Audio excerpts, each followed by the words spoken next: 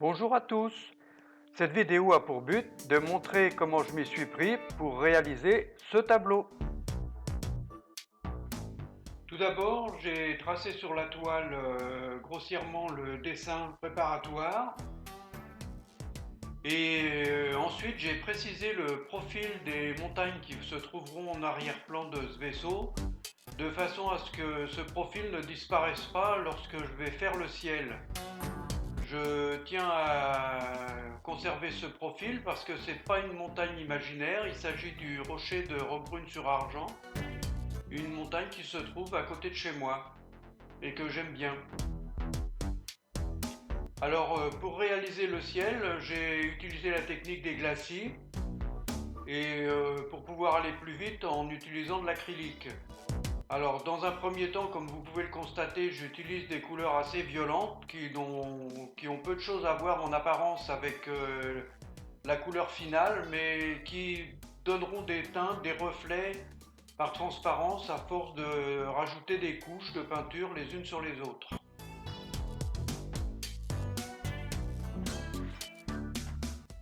Donc voilà, par exemple là il y avait en premier un jaune assez primaire et donc je commence déjà à rajouter du orange par-dessus et plutôt que de faire des mélanges de peinture définitifs, les glacis permettent d'obtenir des reflets, des couches un petit peu plus subtiles.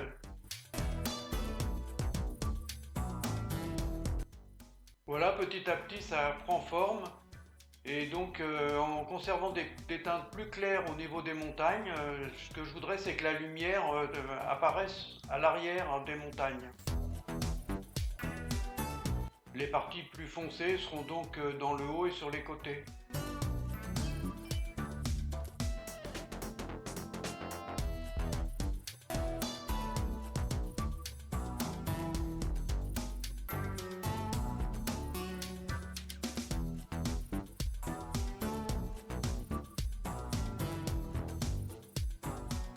Voilà, le ciel est à peu près terminé.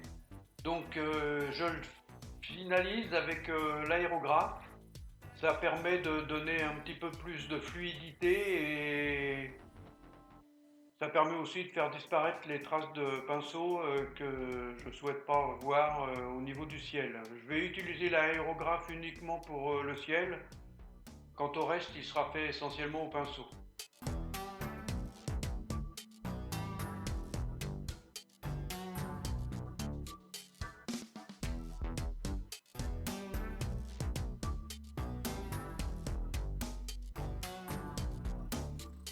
Alors une fois que le ciel est terminé, je vais m'attaquer aux montagnes, sous forme de glacis aussi, en utilisant pratiquement que trois couleurs, hein, le gris, le blanc et du vert foncé, ce qui va me permettre de donner déjà les premiers volumes de ces montagnes et je les colorerai ensuite. J'essaye de rester le plus fidèle possible à la réalité, j'aime bien ce lieu, c'est un lieu où on peut faire de nombreuses randonnées.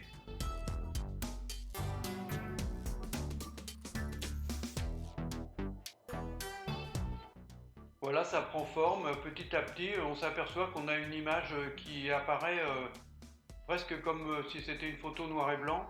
Et je viendrai rajouter les couleurs définitives des montagnes qui sont des couleurs ocre, une fois que cette première couche sera terminée.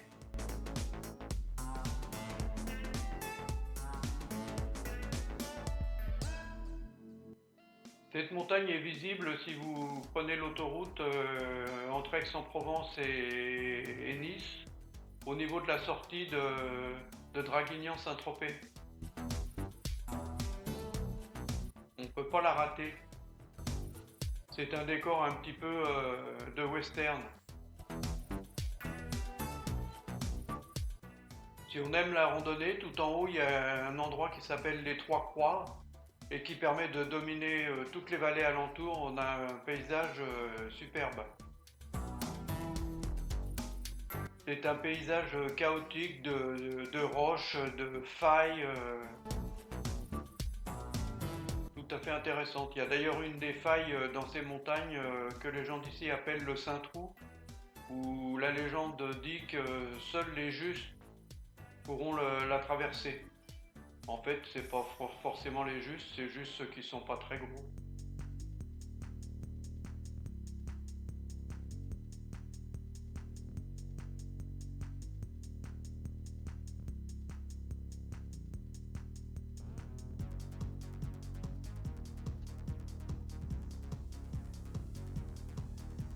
Voilà, alors la première couche est faite et maintenant je vais appliquer la couche de finition en transformant la couleur des montagnes dans leur couleur définitive, dans les ocres orangés. C'est toute la singularité de ces montagnes du rocher de Roquebrune.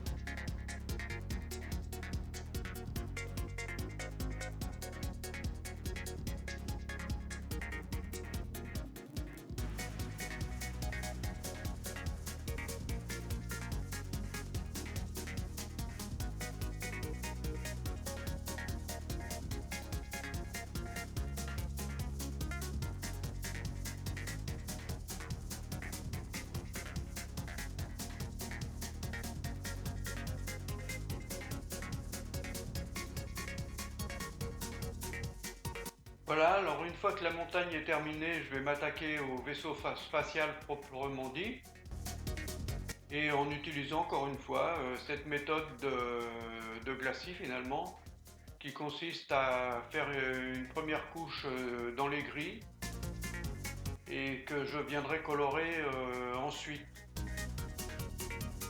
On peut s'apercevoir que par rapport au dessin d'origine, petit à petit, ça c'est la magie de la création sur la toile, je change d'avis et le vaisseau spatial va changer de forme plus ou moins. Globalement, il restera toujours un peu dans le même esprit, mais notamment sur la droite, il va complètement changer de forme au fil du temps parce que je n'étais pas satisfait de ce que ça donnait. Notamment l'entrée, là je vais la décaler plus vers la droite et puis tout ce qui se trouve au-dessus, je vais le modifier.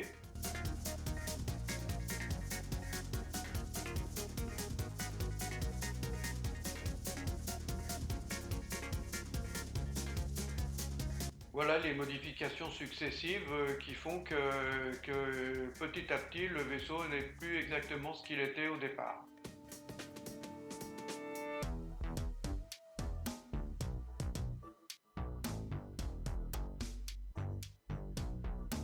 Alors ensuite, je m'attaque au rocher qui se trouve au premier plan. Encore une fois, avec la même méthode, comme pour la montagne, je commence dans les gris et je viendrai mettre de la couleur ensuite par-dessus pour peaufiner ces rochers de premier plan.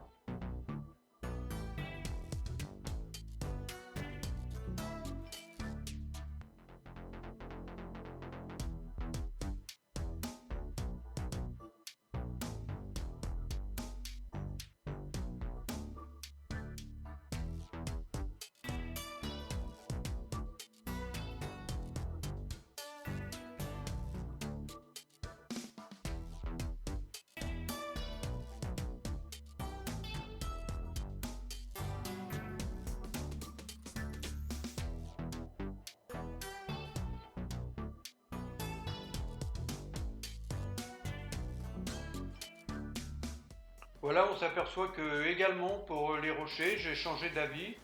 Et si dans un premier temps sur la droite j'avais prévu de mettre des bois, des arbres fauchés, je trouvais que ça n'allait pas bien et j'ai fini par opter pour du rocher un peu partout. qui aurait été poussé par le crash du vaisseau spatial. Voilà, c'est terminé. À bientôt pour une prochaine vidéo.